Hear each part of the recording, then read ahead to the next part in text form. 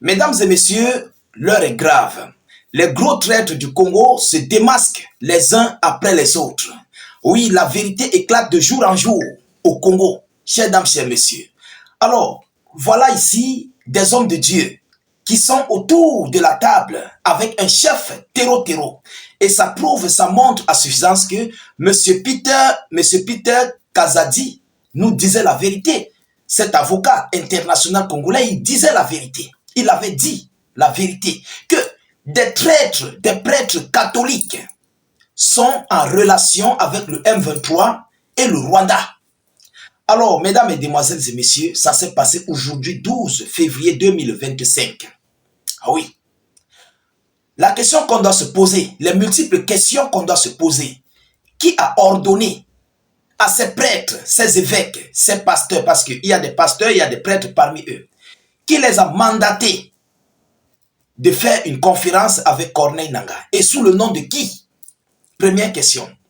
Deuxième question, comment ont-ils fait pour se rendre à Goma, sachant que l'aéroport de Goma est fermé? Deuxième question. Troisième question, de quoi ont-ils parlé? Voilà les gens qui vendent le Congo. Ça, ce sont les gens même en question qui sont en train de vendre le Congo à l'impérialiste. Ah oui, mesdames, mesdemoiselles et messieurs, je ne sais pas si je me fais erreur. Il est inadmissible. Dans aucun pays, on a deux gouvernements. Ça, c'est que peut-être c'est la loi de l'océan ou bien la loi de la forêt. Vous comprenez? Même en forêt, il y a le maître de la forêt. Même dans l'océan, il y a le plus fort qui coordonne tous les poissons qui donnent ces dictats. Combien de fois sur Terre, nous les humains? Mesdames, mesdemoiselles et messieurs, allons-y dans les profondeurs de ce qui s'est passé, de ce qui se passe et de ce qui se prépare pour le Congo. Avant de continuer, j'aimerais vous dire encore une fois de plus de partager la vidéoconférence au maximum. Mettez suffisamment de j'aime pour sécuriser. Ça permet de sécuriser notre vidéoconférence. N'oubliez pas que nous sommes dans une guerre de communication à haute intensité. Vous comprenez? Parce que les médias rwandais nous combattent. Le M23 même, ils ont leurs hommes abonnés là. Ils nous combattent. Et vous savez que nous sommes dans une guerre. Vous comprenez? Nous devons grandir dans la communication pour sensibiliser en fait, pour continuer de mettre l'éveil de conscience sur nos concitoyens congolais et les jeunes panafricains d'Afrique et du monde. Mesdames, mesdemoiselles et messieurs, abonnez-vous à nos différents canaux. Pour ceux qui ne sont pas encore abonnés, notre but en fait c'est d'informer le million de personnes. Nous réalisons des vidéoconférences vraies, vérifiées et vérifiables. Vous comprenez? Que vous-même vous pouvez vérifier. Selon les informations, réunion cruciale à Goma entre la Senko et les SEC et Corneille Nangaa.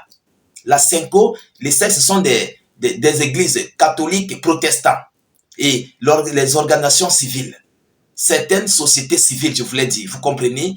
Voilà. Ils sont autour de la table avec M. Corneille Nangaa, ce chef terreau du M23. C'est pitoyable. Ah oui, mesdames et messieurs.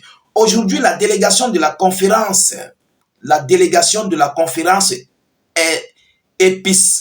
épiscopale nationale du Congo, Senko, et de l'église du Christ au Congo. L'église du Christ. Quel Christ? Vous vous moquez de Dieu ou vous faites quoi? Est-ce que Dieu vous a demandé d'aller être terreau dans son service de Dieu? Ah, l'enfer serait saturé. Et oui, là-bas, moi, j'arrive là-bas, je ne donne pas l'eau à quelqu'un. Mesdames et messieurs, qu'est-ce qu'ils nous disent selon les informations? Et l'église du Christ au Congo, ECC, est en pleine réunion avec Corneille Nangaa, leader du mouvement armé AFC M23 à Goma. Arrivé ce 12 février, les membres de ces institutions religieuses engagées entament des discussions sur la crise sécuritaire persistante qui frappe l'Est du Congo. Ils entament les discussions sur la crise sécuritaire et persistance qui frappe l'Est du Congo, l'Est du pays. Qui sont-ils pour discuter de la crise sécuritaire de toute une république du Congo? Qui sont-ils? Il faut qu'on se dise des vérités. Ils ont fait ce qu'on appelle, ils ont sauté les étapes, ils ont brûlé les échelons. Ah oui, il y a un gouvernement qui a une administration capable de gérer ces problèmes. Mais vous avez balayé de la main ce gouvernement et son administration. Vous partez vous asseoir avec des terreaux pour vouloir discuter de la paix. Mandaté par qui? Qui a mandaté ces gens? Faut qu'on se dise des vérités. Hein? Lorsque M. Peter Kazadi a dit qu'il y a des pasteurs, des policiers, des ministres, des députés, des évêques, des prêtres qui collaborent, qui sont alliés au M23 et au Rwanda, voilà les preuves. Ce monsieur n'a pas fait erreur. Il n'est pas dupe. Il a dit ce que certains disent tout bas. Lui, il a dit ça de haut. Vous comprenez? Voilà les vérités. Ce sont eux qui veulent vendre le Congo. Et ce sont eux qui sont des coupables dans cette affaire. Et ils travaillent pour l'Occident, pour l'impérialiste. Il faut que tous les Congolais le savent. Mesdames et messieurs.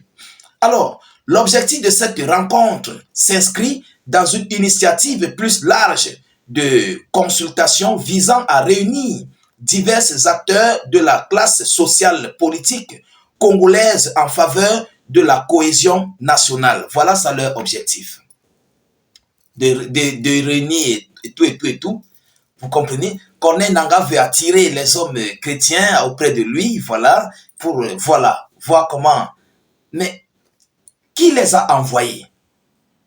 Alors, mesdames et messieurs, l'aéroport de Goma est fermé depuis la chute de Goma par le contrôle du M23.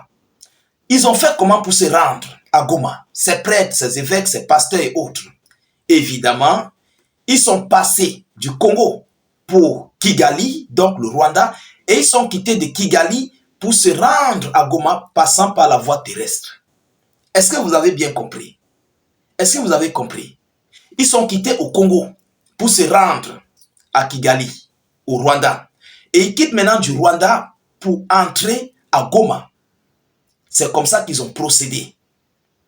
Vous comprenez? Alors, qu'est-ce qu'il faut encore dire? Est-ce que la vérité n'est pas là? La vérité est aux yeux de tous. Que ces évêques, ces prêtres sont complices. Ils sont complices avec les Rwandais et le M23. Il faut que tous les Congolais le savent. Il faut que tous les Congolais du monde entier le savent. Il faut qu'on se dise des vérités face à face, les yeux dans les yeux. Ah oui. Et il ne faut pas croire à ces gens. Je dis même d'ailleurs à M. Tshisekedi d'essayer d'anéantir encore certaines églises parce que c'est trop au Congo, c'est trop. Essayez d'anéantir certaines églises. Voilà. Il faut qu'on se dise des vérités. Il faut mettre des gens dans des choses vraies, des choses sérieuses. Voilà ce que les églises font. Voilà des gens qui doivent conduire, ceux-là qui donnent, comment on appelle ça, la communion aux gens à l'église. Ce sont eux qui se salissent les mains. Ils se salissent en fait les mains avec les rebelles. Vous comprenez? Je crois qu'à un moment donné, il faut respecter Dieu. Il se fout complètement de Dieu. Et s'il se fout de Dieu, il se fout de tous les Congolais. Il faut comprendre ça. Il se fout de tous les Congolais en fait.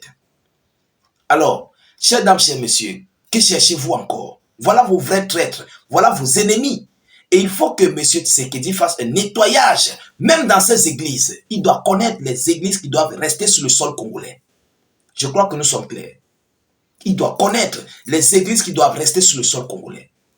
Parce que, en fait, ces catholiques qui sont là jouent un rôle très crucial pour la chute du régime congolais. Il faut qu'on se dise des vérités.